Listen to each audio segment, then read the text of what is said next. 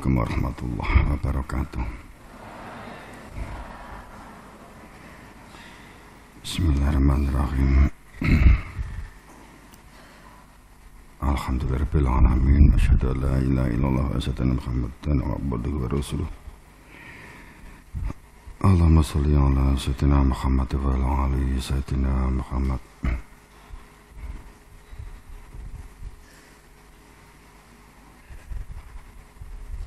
Kama sholata ala sayyidina Ibrahim wa ala ali sayyidina Ibrahim wa barik ala sayyidina Muhammad wa ala ali sayyidina Muhammad. Kama barakta ala sayyidina Ibrahim wa ala ali sayyidina Ibrahim fil alamin innaka Hamidum Majid. Jamaah rahimakumullah, semuanya yang hadir, santriwan santriwati, ustadz ustadzah, pokja, sivitas, jamaah sepuh anem dan yang online.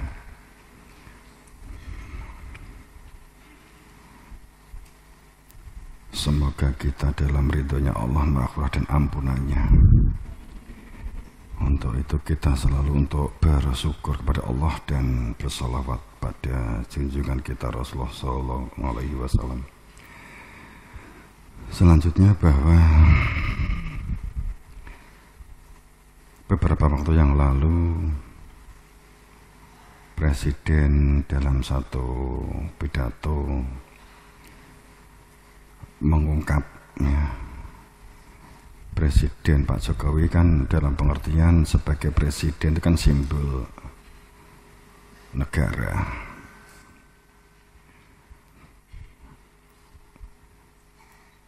Mengungkap terhadap perubahan yang sangat cepat setiap saat, setiap waktu, setiap detik, setiap hari. Beliau mengungkap begitu. Perubahan itu sangat cepat sekali. Penekanan yang dia ungkap bahwa siapa yang tidak bisa mengikuti perubahan akan tertinggal. Dan untuk supaya dapat mengikuti perubahan itu adalah dari mindsetnya. Mindset. Mind itu pikiran, set itu pola ya, pola mengeset, membuat satu sistem. Cuman mindset yang memiliki daya dobrak untuk melakukan perubahan.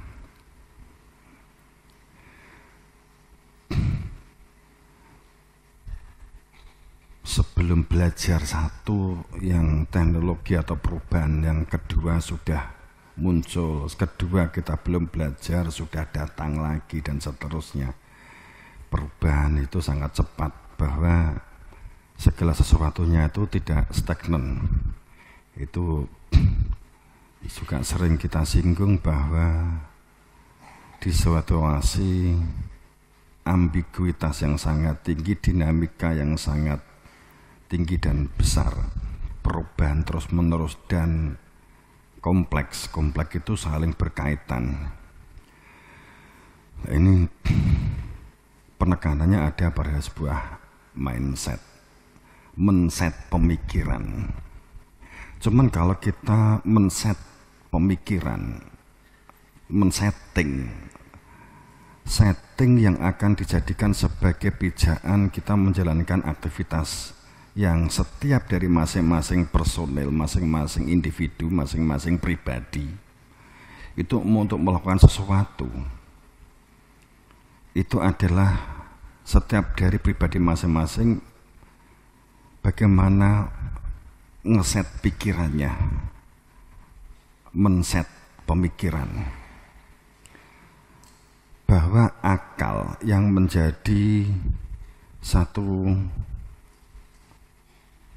seseorang yang waras atau tidak itu adalah pada akal pikirannya.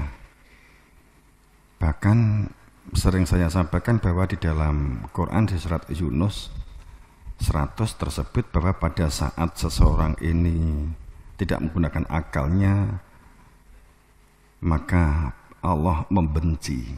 Akal tidak digunakan untuk berpikir. Kita men-set akal itu adalah kita hubungkan dengan hati. Setelah di dalam hati itu adalah hati nurani. Akal pikiran ini supaya terhubung dengan hati nurani, hati kebenaran, tidak dengan hati sanubari, hati yang keinginan orientasinya itu adalah lawamah.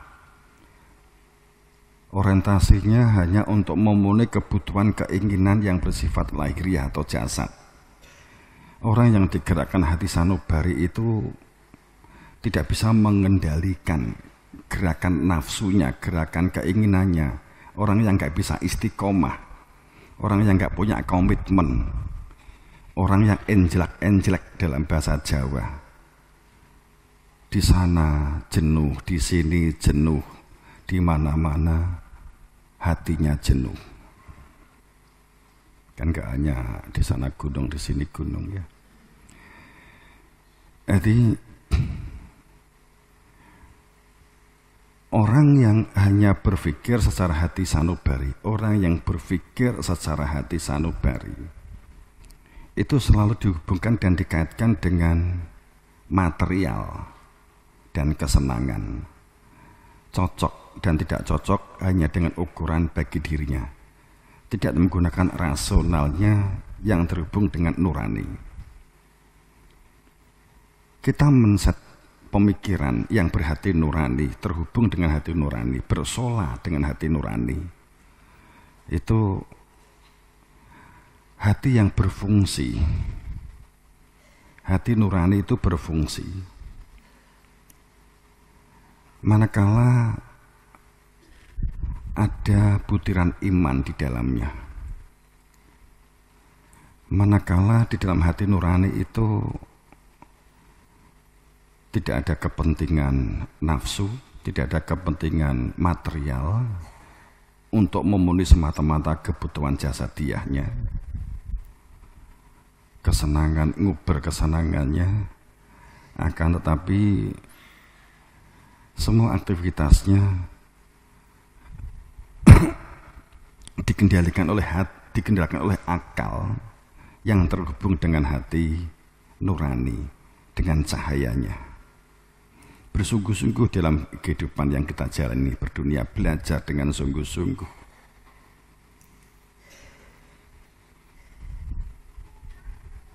Akan tetapi bahwa hati nurani itu pijakannya adalah zikir. Hati nurani itu makomnya zikir. Hati nurani itu rumah zikir. Zikir itu ingatan keberadaan diri Tuhan. Sehingga sesuatu aktivitas berdunia yang menghalangi, mengganggu prosesi zikir, prosesi ingatan hati terhadap keberadaan Tuhan. Nah, ini akal ini mengendalikan supaya tidak larut dan tidak menjadi hijab, tidak menutup terhadap keberadaan hati nurani untuk dapat berzikir.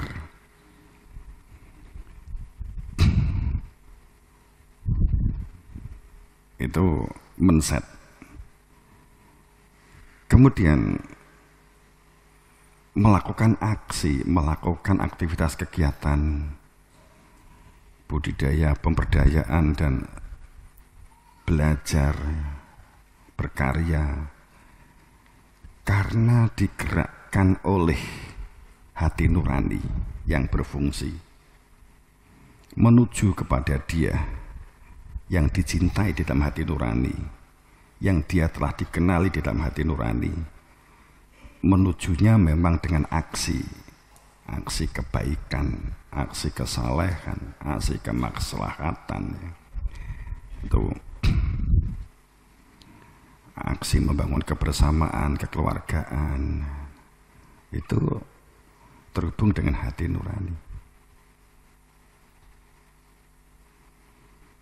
Jadi menjalankan perintah Allah, menjalankan perintah Allah,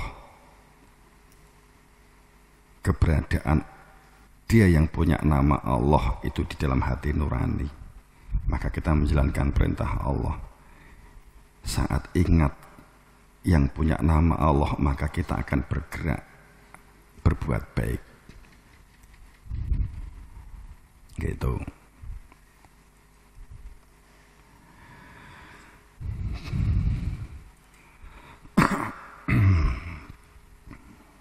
Jadi pada saat kita memperhatikan berkaitan dengan satu ini saya undur aja biar tampak luas ya.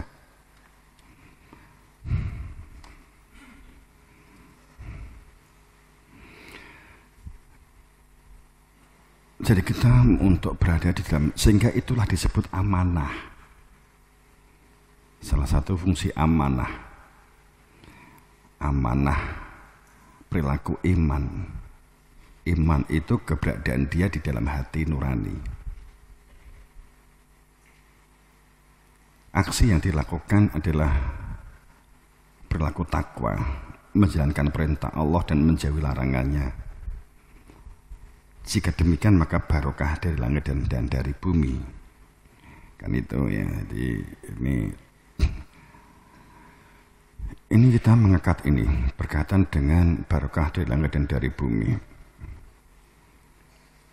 Wala an ahlul qura amanu wattaqu la ta'ala fatahna alim barokah minas samai wal ard walakin kadzabu fa akhadnahum bima kanu yaksibun.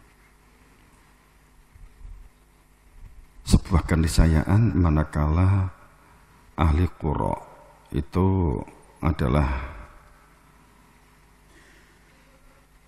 apa itu ya, komunitas penduduk. Ini digawe ngene,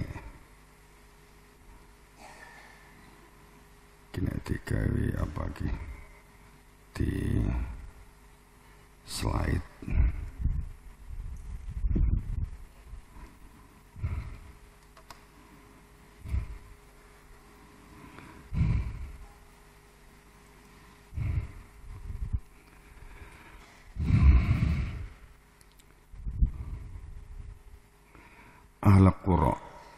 Ahlul qura itu penduduk, komunitas atau sekelompok individu-individu yang berkumpul menjadi satu, yang membentuk sebuah sistem sosial, sistem kehidupan bersama.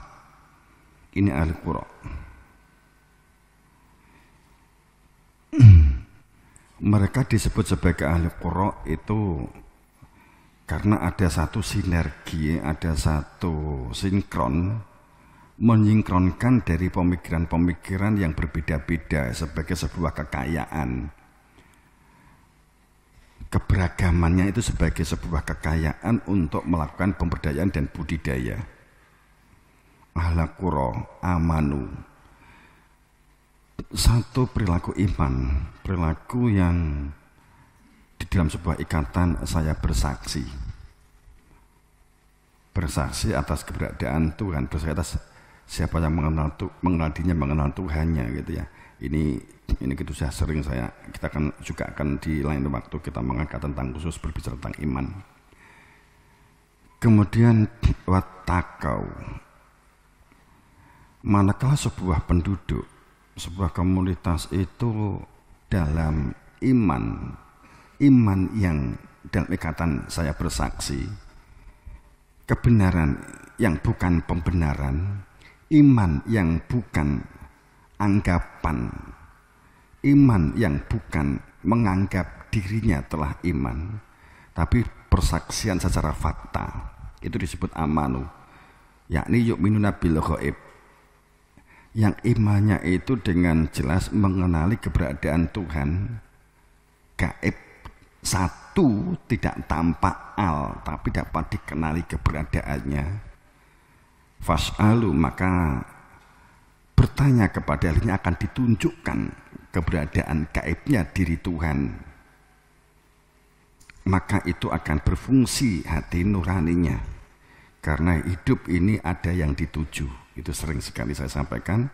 Watakau, kemudian gerakan yang dilakukan akibat dari sebuah iman, konsekuensi atau rasional logisnya, logis itu bahwa seseorang yang beriman itu akan melakukan aktivitas ketakwaan, menjalankan perintah. Kemudian maka ada sebuah ikatan janji setelah terwujudnya keimanan, sudah di dalam sebuah ikatan. Ini adalah keniscayaan wa dzkuru nikmatallah alaikum wa mitsaqahu ladzi wa taqakum bih.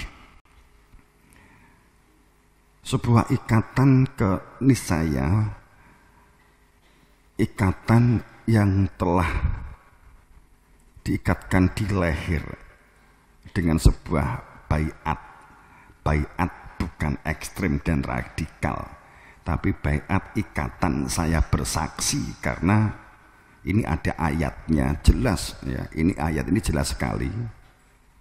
Ikatan saya bersaksi atas mengadanya keberadaan Tuhan yang punya nama Allah, dan bersaksi atas mengadanya keberadaan Nabi Muhammad sebagai Nur Muhammad. Maka secara fisik Nabi Muhammad itu seharusnya, kalau sesuai dengan ayat, tidak pernah berhenti, wa ma Muhammadun illa rasul, tidak pernah berhenti keberadaannya, pasti membuat pelanjutnya, pasti itu keniscayaan supaya berada dalam sebuah ikatan saya bersaksi. Fungsi Nabi Muhammad sebagai Nur Muhammad, wa ma Muhammadun, bukan fisik Muhammad. Kemudian pada saat ditunjukkan keberadaan dia, maka menjadi ikatan bersaksi. Kemudian kami taat, samina wa a'ta'na id kuntum samina wa a'ta'na. Kemudian diperintahkan untuk wattaqullah, bertakwalah kepada Allah. Ini kan kita sekilas karena itu bersiko nih lah. Oke. Apa kok? Nah, ini akan saya lewati, perihal ini saya lewati aja, ini biar nggak terlalu panjang. Saya lewati untuk amanah, nanti ada bab tersendiri.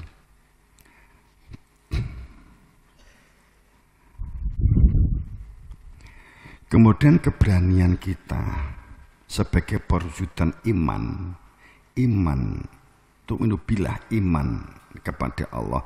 Sebenarnya kalimatnya bukan amanu ilallah, ini yang harus kita cermati, tapi yu'minu bi itu bareng bersama, bi itu sadar bahwa itu menyatu bareng. Tu'minu billah, iman dengan Allah. Kalau dengan Allah ada bak, berarti Allah itu bukan masalah iman dengan nama, iman dengan kopiah, iman dengan sorban, iman dengan tulisan, bukan. Tapi memang si pemilik nama. Kemudian wal yaumil akhir, keniscayaan logis bahwa yang dikatakan iman kepada hari akhir itu bukan, dikatakan iman itu kan fakta di mana kita tinggal, fakta di mana kita berhirup, fakta di mana kita melihat, fakta di mana kita mendengar. Jadi pada saat dikatakan bahwa khiyal wahmi itu wa ma'amaniyukum wa ma'ani alkitab. Iman itu tidak bisa dibentuk dan dibangun melalui amani, imajinasi, anggapan-anggapan, mimpi-mimpi, ya, lamunan. Kan ayatnya begini. Tapi kenapa? Saat kita sering menafsiri bahwa iman kepada hari akhir itu besok, kan gitu. Ya saiki, di mana saat ini kita bernafas itulah orang yang berani menghadapi fakta terhadap dirinya. Fakta di mana saat ini kita ini. Fakta kamu sebagai santri, sebagai siswa, sebagai santri, fakta sebagai ustadz, fakta sebagai pokja, fakta terhadap dirinya sendiri. Bahwa setiap orang itu memiliki pikirannya sendiri-sendiri. Setiap orang, setiap masing-masing individu itu memiliki karakternya sendiri-sendiri, memiliki keunikannya sendiri-sendiri. Jadi setiap manusia itu makhluk unik antara satu dengan yang lain. Walaupun sama secara fisik, hidung, mata semuanya sama, tapi memiliki keunikannya masing-masing. Masing-masing kan unik. Kalau robot mencetak satu, yang lainnya akan sama. Tapi kalau manusia lahir dari rahim yang sama, tapi karakternya bisa beda-beda. Itu unik namanya kan, unik. Inilah kita berani menghadapi fakta. Asal usul daerah kamu, nek kowe gak iso nampa kowe ki lahir. Yang kamu gak bisa terima, saya kok lahir oleh batu kan gitu, kamu nggak bisa nerima upama itu berarti nggak percaya kepada orang kan, nggak percaya dengan qadar takdir ya, tidak percaya kepada fakta kenyataan. Maka berani menghadapi fakta itu adalah awal melakukan penataan dalam diri untuk menjadi manusia yang amanah. Itu kalau orang itu jadi ustadz tapi nggak bisa menerima saat ditugasi menjadi ustadz, maka untuk melakukan penataan akan sangat berat terhadap menata dirinya. Orang yang nggak bisa menerima dirinya, bahkan orang itu terkadang sadar begini, aku dadi wong kok malesan, dadi wong gak nerima dengan perilaku dirinya sendiri. Akhirnya bisa jadi marah terhadap diri sendiri. Itu orang yang gak berani menghadapi fakta. Kita untuk dapat melakukan penataan, berada di dalam amanah, itu adalah berani menghadapi fakta. Orang yang berani menghadapi fakta gak akan mudah bingung, nggak mudah judek. Hingga penataan yang amanah itu dimulai dari diri sendiri. Kalau enggak menjadi pelamun, menjadi penghayal. Kalau enggak bisa menerima, hadapi fakta. Orang yang gentle itu orang yang berani menghadapi fakta. Orang yang jujur itu orang yang berani menghadapi fakta.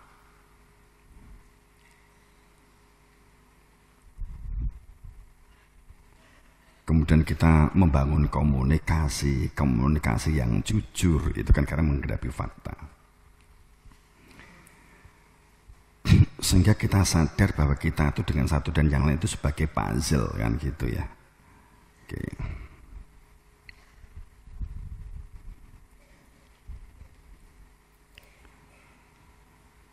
Walawi tabal haq ahwa'ahum lafadha samawati wal ardh. Samawatu wal ardh, bahwa manakala mengikuti kebenaran, pola kebenaran, sistem kebenaran itu dicantolkan, dikaitkan kebenaran tatanan, kebenaran amanah, kebenaran keadilan, kebenaran kemakmuran, kebenaran beragama, kebenaran bertuhan. Itu dikaitkan dengan hawa nafsu,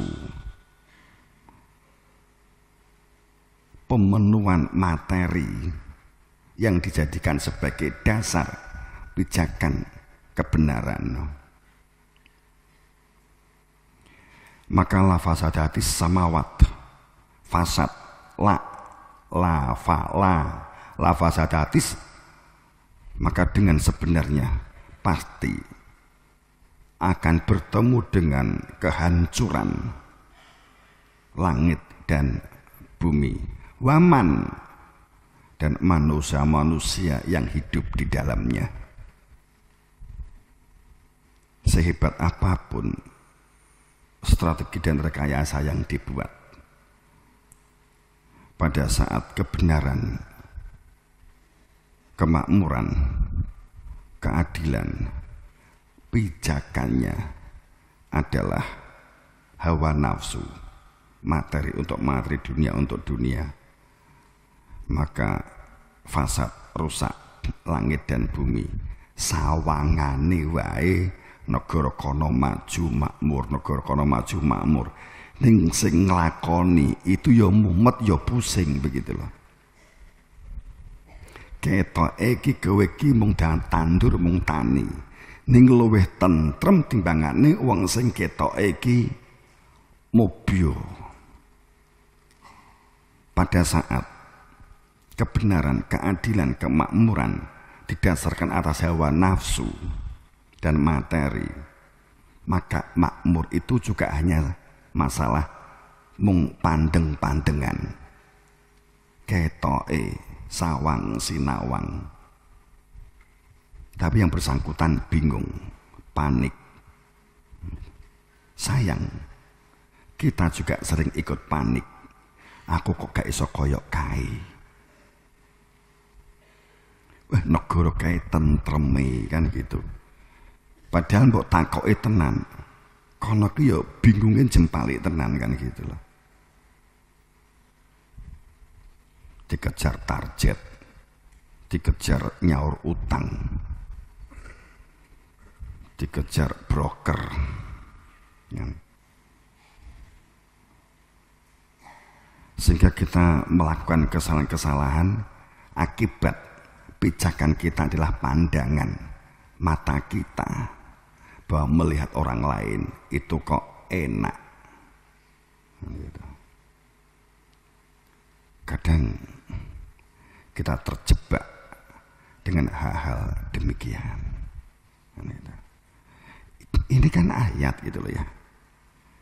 Waman dan manusia yang di dalam. Fasad itu, makna fasad itu luas. Rusak seperti apa sih? Ya, hati rusak ini kalau kita buat semacam tanda petik ya. Sorry. Ini kan fasad ini. Ini kalau kita buat satu,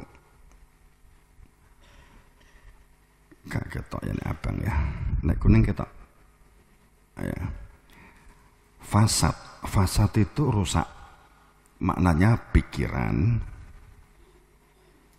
ya, hati, perilaku, fasad. Waman fihin, dan manusia yang di bumi dan juga manusia yang berada di dalam jiwa ini juga rusak. Jiwanya rusak, mentalnya rusak, pemikirannya rusak. Jadi kalau kita membenahi mindset, itu adalah mengetahui orientasi materi itu untuk apa, dunia ini untuk apa. Silakan kamu berkarya sehebat-hebatnya, memiliki perusahaan sehebat-hebatnya, tapi bukan itu orientasi dunia kita. untuk pameran itu kan bukan. Lafazati samawati wa man fihina bal atainahum, dengan sebenar-benarnya sungguh bahwa untuk tidak, ini saya terjemahkan bebas, untuk tidak fasad, tidak menjadi manusia yang rusak pikirannya, rusak perilakunya, tidak menjadi orang yang rusak perilakunya, orang yang tidak rusak kehidupan sosialnya, orang yang tidak rusak komunikasinya, rusak jiwanya. Bal atainahum, dengan sebenarnya ada sifat, ada obat penyembuh bizikr, adanya zikir yang menjadikan hati nurani berfungsi, sehingga mindsetnya, pola pikirnya terhubung dengan hati nurani yang di dalamnya ada zikirnya. Zikir itu ingatan, zikir itu kehadiran dia Tuhan, bukan melesankan puji-pujian, itu wirid. Tapi pujian itu karena ada zikir di dalam hati, karena mengenali tidak hanya namanya. Celaka orang yang menyembah hanya nama, kan begitu kan. Atainahum bizikr, sungguh dengan sebenarnya telah diturunkan